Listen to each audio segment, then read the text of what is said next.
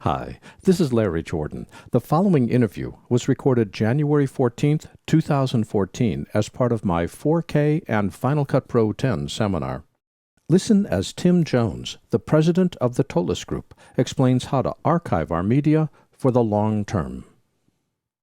Tim Jones is the president of the Tolis Group, a company that specializes in providing a variety of archiving solutions. And what I want to do in this discussion is to talk about the process of our work is in process or complete, and now we need to archive it. Is the best option putting it on a hard disk and storing that hard disk on a shelf? As we heard in the last conversation from Ian Andes, absolutely, you can take a hard disk, unplug it, put it on a shelf, and store it for a period of a year or two, and it probably won't have a problem. But what happens if that's not a year or two, but it's 5 years, or 15 years, or 50 years? One of the things that we've all discovered is that there's money in our media.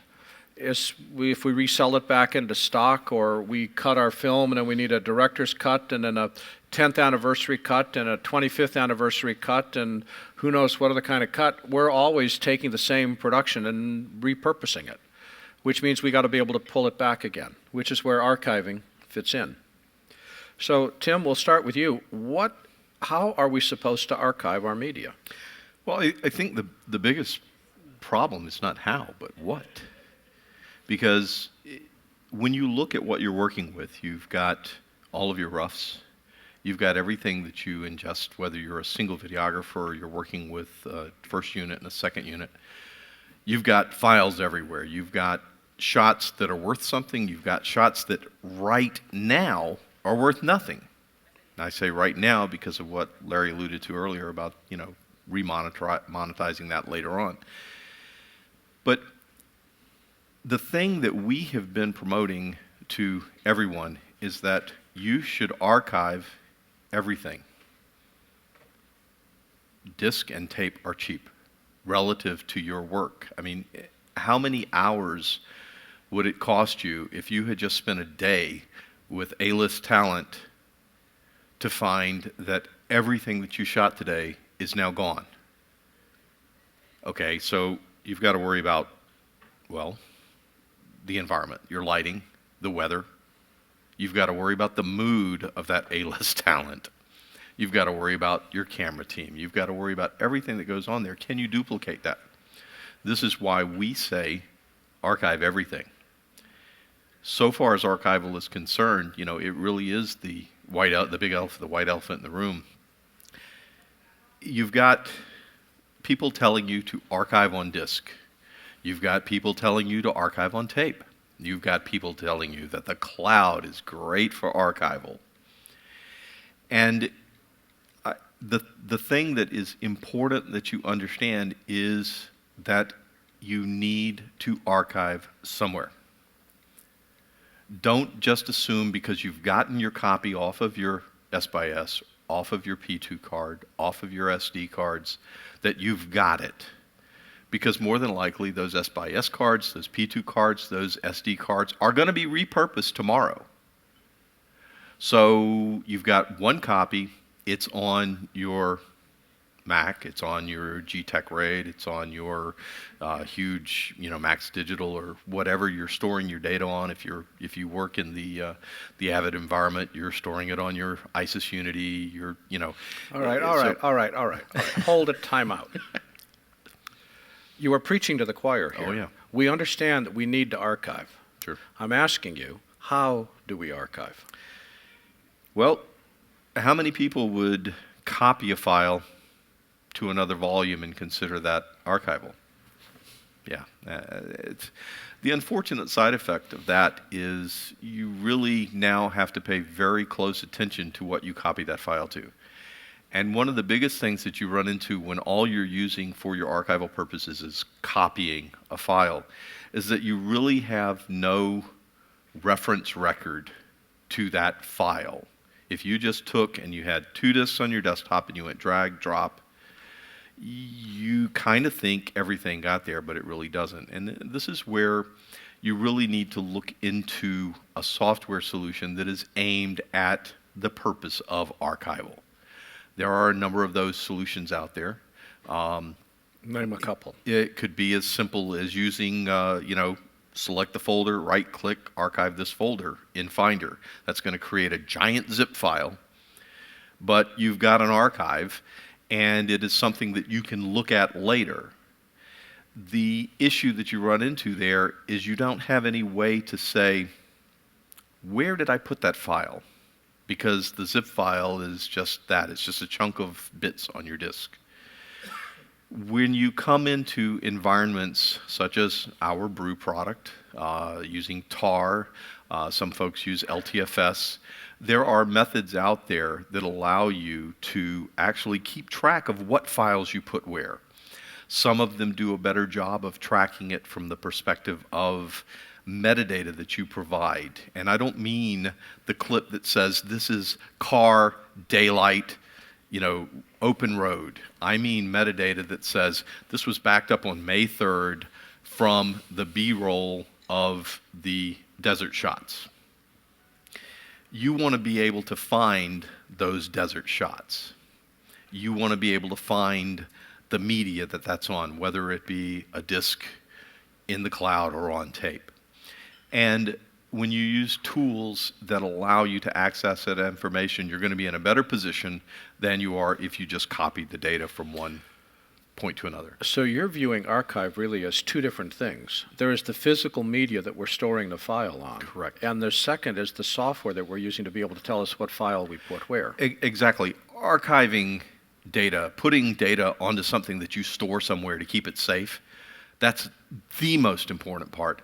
But almost as important is being able to find out where you put that data so that, and it will happen, when you need that data back, when you want to take that shot that meant nothing to you to today's production, and you realize I can monetize that because somebody's doing a documentary on this exact thing, well, where are those clips?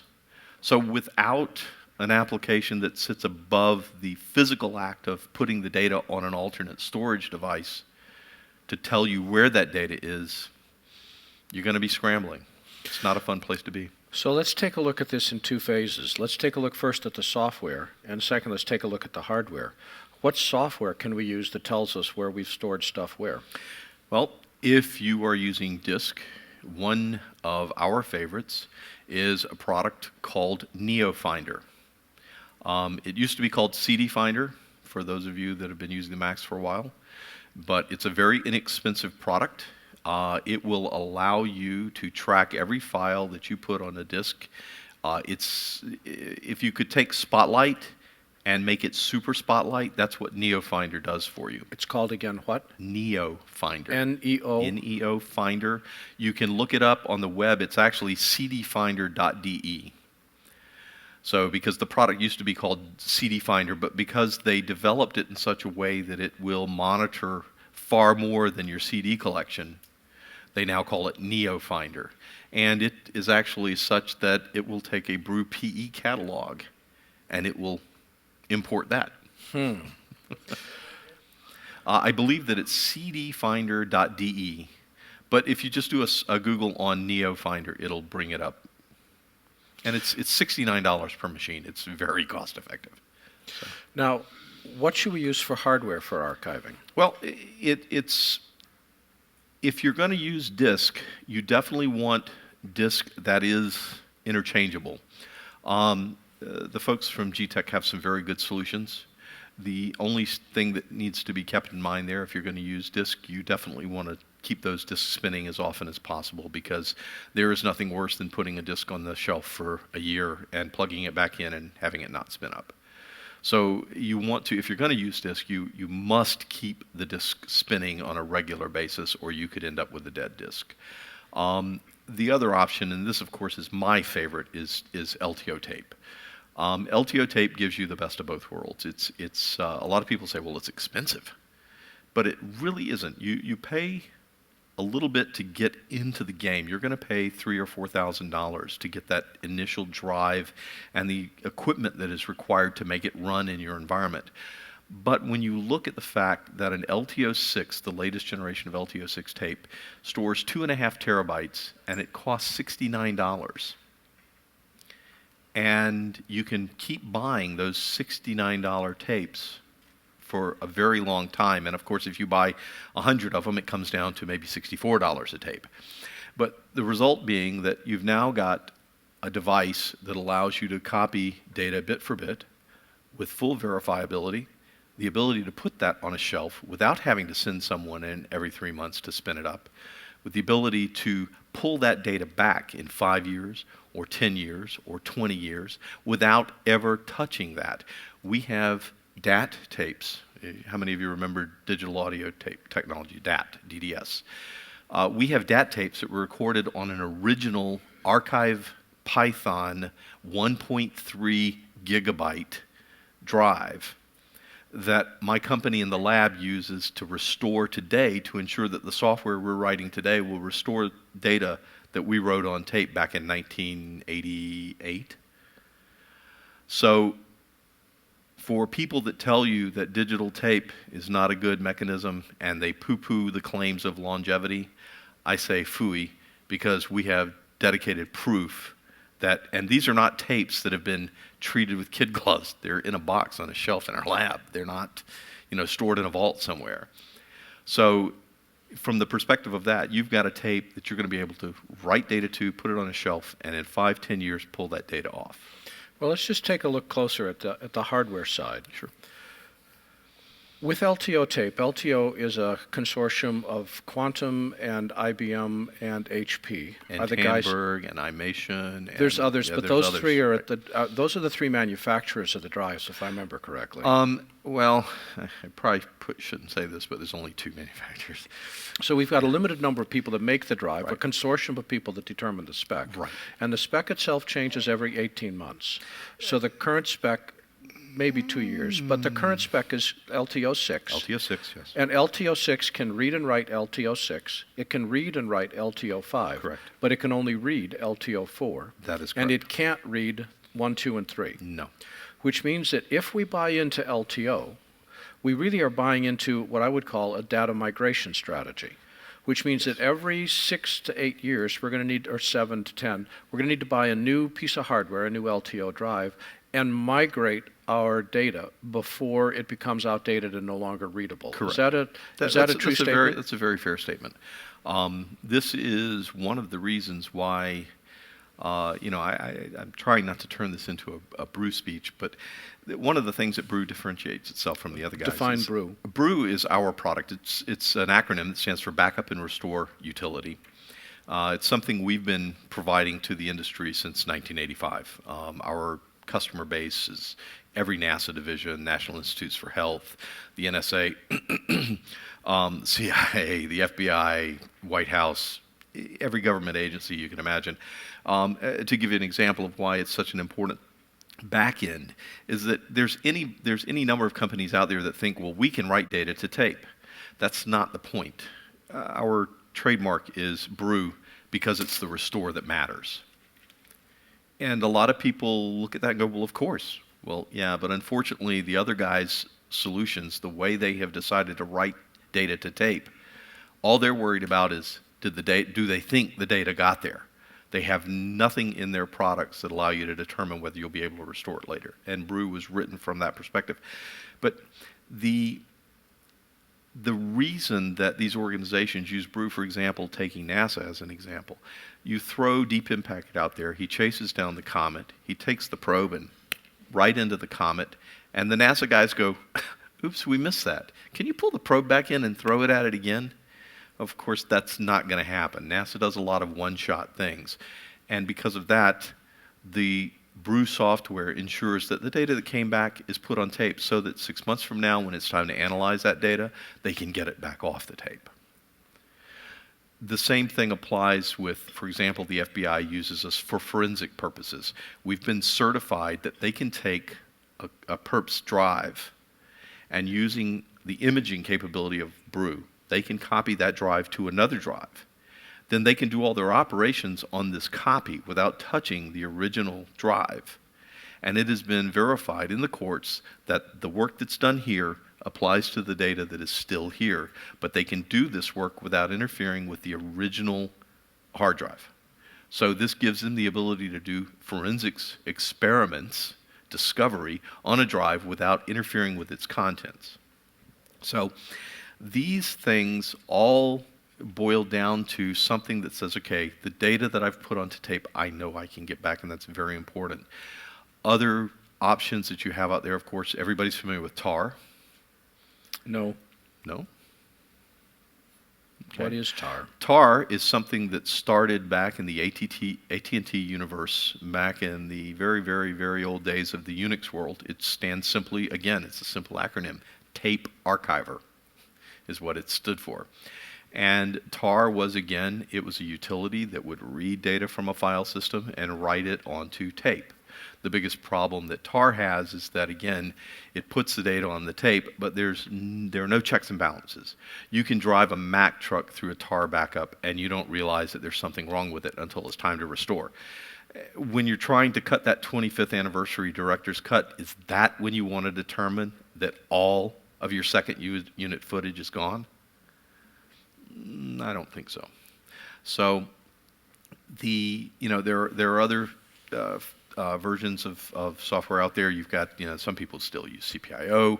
There are people that use other products from companies like Retrospect, which I think they're still trying to be around. You've got in the Windows world, on the IT side, you've got the Symantec and the Norton is what is Norton? CA. Computer Associates, you've got their solutions on the Windows side, and each of these folks have their own way of writing to tape. And the thing that you need to be aware of when you look at any solution that's going to write to tape, can you take the tape after the fact and verify that every file on that tape is valid? That is the crux. I mean, if you can't do that, all you've done is spend a lot of time putting data onto a medium that you may or may not be able to recover from. With Brew, you can take a tape, and today, next week, 6 years from now, you can put it into a drive. You don't even have to know the original machine that it came from. It doesn't even have to be the same operating system. We support 24 different operating systems. And you can validate and audit every file on the tape. Which gets to another point. I was hearing recently, and I could be wrong, but I want to verify, that LTO drives and LTO tapes that are recorded on those drives may not be playable on all manufacturers. That we have not seen in the 12 years that I've been working with LTO technology.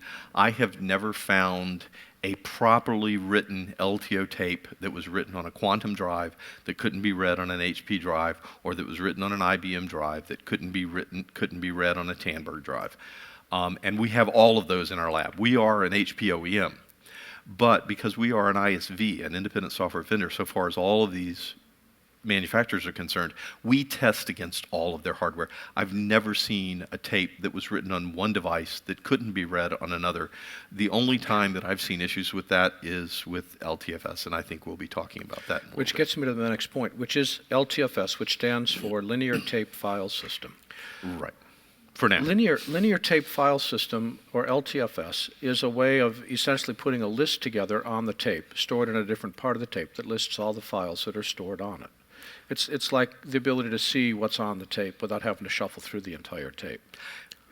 Is that true? Of a sort. It basically, what LTFS does is it tries to make a tape look like a disc. And I've been in this industry since 1984. I have seen 3 other attempts using both DAT, quick mini cartridge that used to plug into the floppy controller of a PC, and then the large quarter-inch cartridge tapes. I have seen 3 attempts to make tape work like disc, and I've seen all 3 of them fail. And in the case of the failures, I have seen people lose data because they put faith in these failing technologies. LTFS, while it is an interesting concept, the problems that you have are there is no verification. There's no way for you to determine if the files you wrote to the tape actually made it there. You have no mechanism for knowing what's on a tape if the tape is not physically mounted. It's just like a disk drive. If you want to know what's on a disk, you plug the disk into your FireWire cable or into your USB cable, and boom, the disk pops up. You open it, and there you know what's on the disk. Unless you're using NeoFinder. I get nothing for that, by the way. I just like the product. But LTFS is has the same issue. You mount the tape, you now know what's on it. You unmount the tape, you don't have a clue what's on it. There are companies out there that have produced wrappers around LTFS that resolve this issue. They charge an arm and at least half a leg for the product. The additional issues that you have with LTFS is it really can get in your way if you have it mounted and you start doing editing, especially in Final Cut Pro. Because Final Cut is going to want to find out if there are any libraries there, or if you're still running back on 10.0, it's going to look for your project folders and your event folders. And that is going to cause your tape to just go nuts. And then finally, you're not going to get the performance with LTFS that you're going to get with a dedicated product such as Brew, or even Retrospect, or even Tar. The reason for this is because what you're doing with LTFS is you've actually taken the tape and you've split it into two pieces. You have an index partition, you have a data partition. You're going to go out and you're going to write some data, and the data is going to be written onto the tape, and then the tape is going to stop. It's going to rewind. It's going to change to the original partition, and it's going to write some XML data there so far as the directory structure is concerned. It's going to rewind, go back to the next partition, go back to the end of that data, now start writing more data. There are a lot of things you can do to control how this occurs, whether it occurs after every so many files, after so many megabytes, after so many minutes. But the problem is, most of the companies that provide you with an LTFS solution don't explain those things to you. In fact, the current free software that you can get from all of the different manufacturers out there don't even bother synchronizing and serializing the tapes. So basically what you do, if you use one of these products and you create 10 LTFS tapes, every one of those LTFS tapes has a serial number of 0000. This makes it impossible for you to easily sort your tapes, sort your media. You don't know which one is which. Our LTFS implementation, we enforce a 6-character serial number, which you can assign. You give it a 2-digit ASCII, and then a 4-digit counter, so that as you format more tapes, they get incremented so that you don't have TG0000, TG0000, TG0000. You will actually automatically count and increment that number so that at least you can keep track of which LTFS tape is which. But the biggest problem that has come up has been the supposed compatibility between operating systems is not as compatible as it's being touted as being. We had a discussion with a rather large production house, where they've actually written a spec and provided it. They use Brew, but for customers that use LTFS, they provided a spec. And he indicated to me at SMPTE that they've had no problems with their tests of LTFS, so they're going to go ahead with this. And later on, as we're talking, we start talking about some of the issues that he runs into, and he very quietly admits to me that their #1 support call is caused because they receive LTFS tapes from clients that they can't read. Well, you can't have it both ways. Either LTFS works or it doesn't work. And basically what he's telling me, if he's getting tapes from his clients that he can't read, LTFS is not working. But BRU is a proprietary solution. And that means that we're putting all of our archive eggs in one basket. I mean, no disrespect to the basket. Nope. But reassure us here. You have proprietary, and then you have so-called open source, and we'll visit open source, but let me talk to proprietary for a moment. Brew is proprietary in that there is one set of hands responsible for the quality of the archive container that you're depending upon. This means that everything around Brew, we could create all sorts of public domain and open source wrappers, but that core kernel that is Brew is going to stay tightly guarded. The reason for this is because it really is a system where too many cooks spoil the soup. If you look at Tar as a perfect example, it's an open standard, it's an open format. There are currently 21 different Tar formats floating around out there. Some of them are compatible, but they're all called tar. It's up to you to figure out which one you have. With brew, whether you are using brew that has been OEM'd by Small Tree, whether you are using brew that has been OEM'd by Avaya, whether you are using brew that has been OEM'd by any number of companies that are using it as their underlying tape I/O layer, the brew is always the same brew. In order to keep this in such a way that this doesn't become a detriment to your choosing to use this product, we have two things in place. The first is code escrow. Every 6 months, I produce a series of CDs that go to folks like NARIS AES, that go to songwriters, lyricists, and composers. No, that's not right. Say again? Songwriters, lyricists, and composers. Composers, lyricists, and songwriters. CLS? Could be. I think that is those guys. NASA gets a set of discs. National Institutes for Health get a set of discs. The idea being, and SMPTE, we're bringing SMPTE on board. The idea being that by escrowing the code, the result is if you are a member of one of those organizations and something was to hit Scottsdale, Sydney, and Lyon, France, tomorrow and take Tollus Group completely off the planet so that there was nobody that could manipulate this code, the escrow agreement allows you as a member of one of those organizations to go to the secretary and say, I absolutely have to have this code because I've got to make a change to fix this problem. You sign a document, you get a copy of that CD. You are not dependent upon us. On the other hand, we've also put another bylaw into our corporate structure that if Bob, Chris, and myself, we are the owners of the company, if we decide that this is too much and we've had it and we want to do something safer like demolition derby driving, at that point we have it in the bylaws that the brew product becomes open source under a full BSD license. This means no restrictions like you see with the GPL2 and the GPL3. It is a full BSD license. You do with it what you want. So we are covering you guys, but as long as we are in business to support what you need, we will keep that intact so that you're not going to have to worry about which version of brew is this. Let's talk hardware again. What criteria should we use in buying archive hardware? The first thing that I'll tell you is it's all the same. Okay, as Larry mentioned earlier, there are two manufacturers.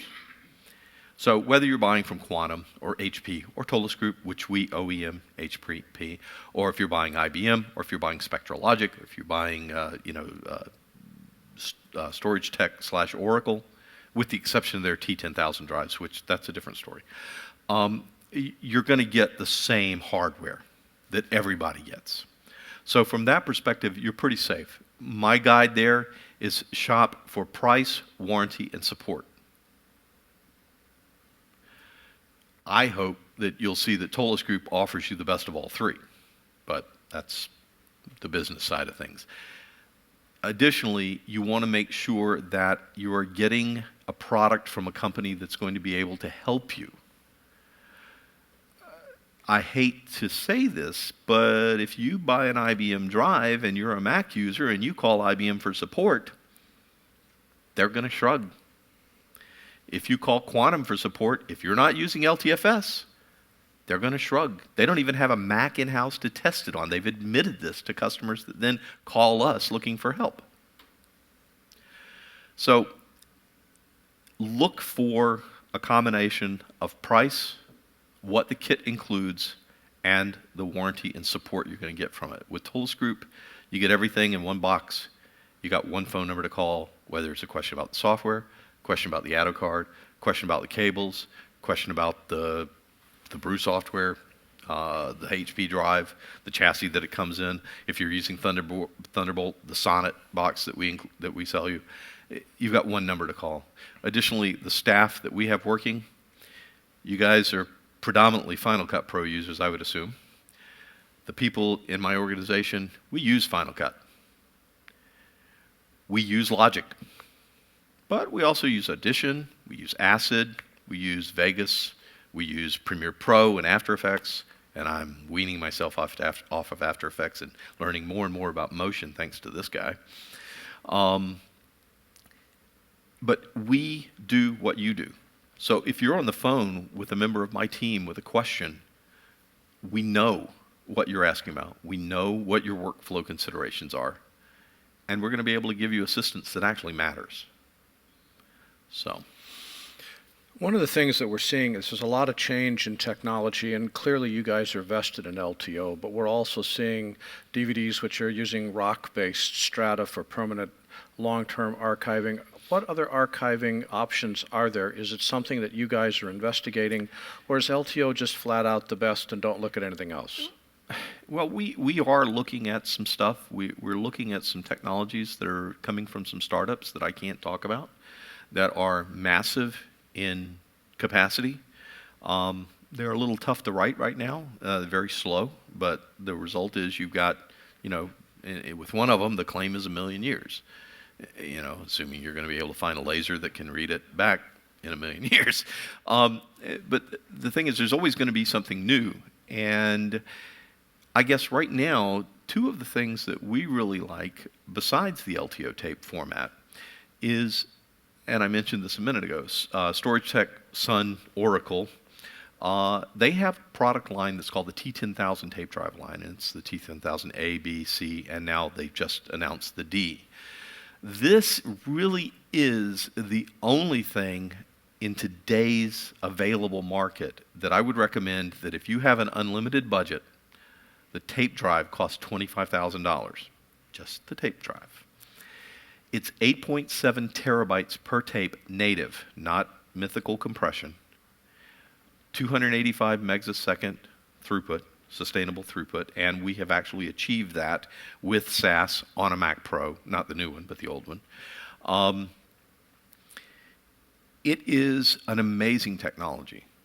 And of course, it's got the power of Storage Tech behind it. Oracle has consumed them, but the good news is all of the brains at Storage Tech have stayed there and have maintained that technology. Using DVD, whether it's Blu-ray or this new technology, the issue that you run into there is limited capacity. We're not talking about environments. I mean, we've got companies that all they do is shoot local commercials for local car dealerships. And they're still shooting 5 and 6 terabytes worth of footage to put together the 10, the 30, and the 60-second spots for this company. And, when you start looking at 35 to 55 gigs on a Blu-ray, and this new one is, 72 gigs, I think it is. How many discs are you going to be able to put together? And then you turn around and you look at that and you say, ooh, and it only writes at 4 megs a second? LTO 6 moves data at 180 megs a second. And you can fit all of that commercial shot on one tape. So you can see while this other technology is there, it has its place for certain tasks. For archival purposes, regardless of what the longevity is expected to be, my money is still on LTO, or if you've got the budget, the T10000. Where can people go to find out more about the products that you've got available?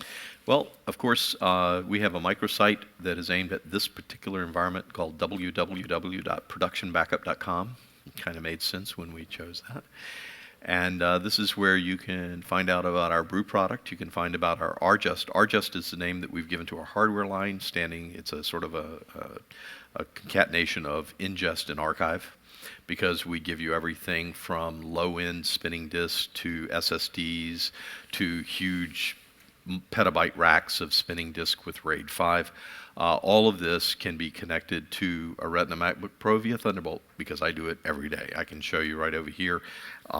I'm, by the way, going to be sticking around very late, so anybody that has questions, I'm going to be here very late. So, but you can see all of that, whether it be a standalone tape drive, a tape library.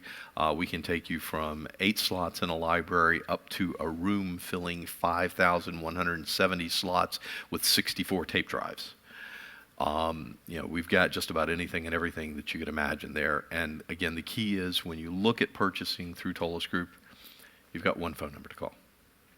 So whether it's the purchasing operation, pre-sales questions, or after the sales support and workflow help. Our team is going to be there to give you what you need. Our main site, though, is www.tolisgroup.com. That's all one word, TOLISGROUP, tolisgroup.com. Correct. And Tim Jones is the president of Tolis Group. Tim, thanks for joining us. My pleasure, Larry. Thanks, Vince. This conversation was recorded at my 4K and Final Cut Pro 10 seminar. For more information, visit larryjordan.biz. And thanks.